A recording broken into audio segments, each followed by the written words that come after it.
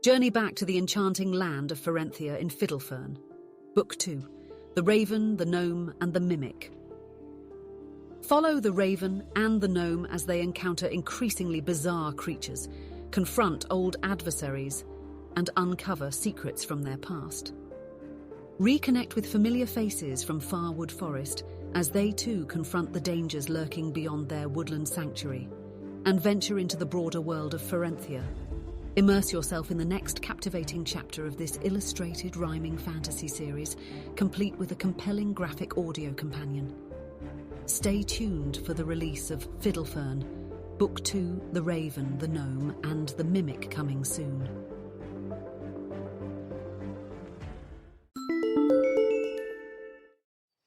Welcome to Farwood Forest Short Stories, presented by Many Magical Tales.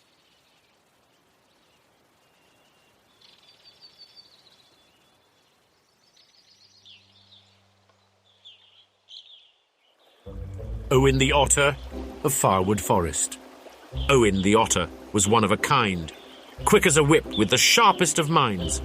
He joked with the frogs and riddled the toads and could balance a rock on the end of his nose. Sometimes he floated for hours and hours, and his favourite weather was summertime showers. Sometimes he rolled around in the flowers or stacked his flat rocks into neat little towers. He loved his songs about delicious fish dishes, and come mealtime food was serious business. But on this morning he woke and noticed something was weird.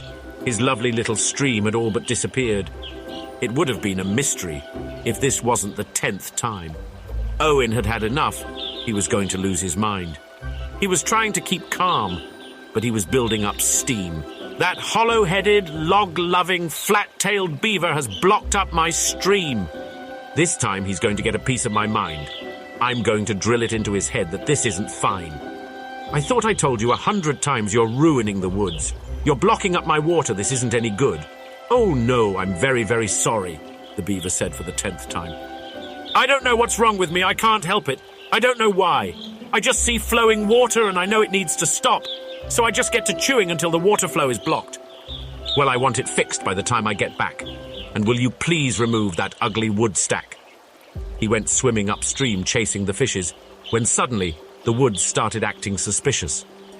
Owin had noticed that something was wrong, because all of the birds stopped singing their songs. All of the frogs stopped singing along, and the noise of the crickets was suddenly gone. Owin had noticed a shadow approach. Before he had noticed, it got very close. It had large yellow eyes and a beak for a nose, and sharp yellow claws in place of its toes. A golden eagle as large as could be had snuck up to Owin and come through the trees. But Owin knew better than to stick around longer. He dove down quickly, deep down in the water. He stayed underwater for almost 6 minutes, down where the eagle could not come and get him. He came up and saw the eagle still perched on the shore. He started to panic like never before. The eagle stood still and said, "I'm not going to eat you." Then Owin said, "Well then, let me get fish to feed you." "I can get fish myself, thanks, that's not why I need you. Odin the owl said I must come to see you." "Me? Why me?" The otter was flummoxed. He thought that for sure he'd be in the eagle's stomach. "I am told by the owl you were the last to see the fox before he disappeared. I have come from the north, a wizard sent me here. I am told the fox would be walking north with a black bird." He replied, "No, sorry, it's been weeks and I haven't heard a word. The last time I saw him, he was telling me to keep a watch on the woods. But for what? He wouldn't say. It didn't sound good. He said little else, except that it's time he had to go. Then he walked away into the woods. That's about all I know. I do hope he's all right. He's a pretty good friend. I will let him know you came looking for him if I can." The eagle said, "A shadow from the north has now been seen in the south. For many years it had been kept at bay until now. There are things in this forest now that do not belong. Things long forgotten except for stories and songs. Thank you for your time. If you see the fox come back this way, tell him I need to speak with him. I have many things to say, but chances are by now him and the raven have made it north. Either way, keep an eye out for him. Delay we can't afford." Owin agreed and told the eagle goodbye. "I must return to my stream," he said with a sigh. The eagle took off flying over the trees, continuing the search as far as he could see. It was the strangest day he could ever remember. Guess that's what I get for being too smart and too clever. Just then, he heard a strange noise in the stream. Something was creeping and did not want to be seen, but he could see glowing red eyes hiding in the reeds. He ran towards his home as quick as he could be.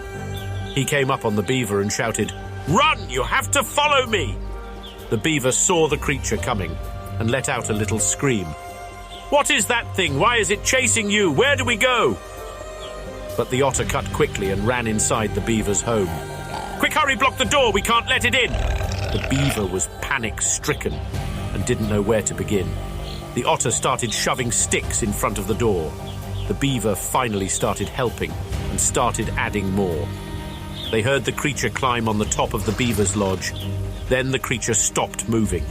Its noises became odd. They heard wings of something from above, and the creature's noises paused. The golden eagle had returned and grabbed the creature in its claws. It took off into the sky and flew away, carrying away the Whitkers. The beaver said, "That's the strangest thing that I've ever witnessed. And that's saying something if you've ever met my family." Owin said, "Well, I guess we're safe for now, as safe as we can be." Owin told the beaver to keep an eye out and be wary of strangers. "I believe this is just the very beginning of the darkness and danger." The beaver just chuckled and said, "Well, at least now we're friends." "Maybe, but that all depends on if you block my water up again." Owin returned to what he loved best, dining on fishes and getting some rest. But from then on out, he cautiously kept out an eye for the eagle or the fox to come back at any time. The end. Thank you for listening to the Many Tales of Farwood Forest Part 1, brought to you by Many Magical Tales, written and produced by Christopher Durr.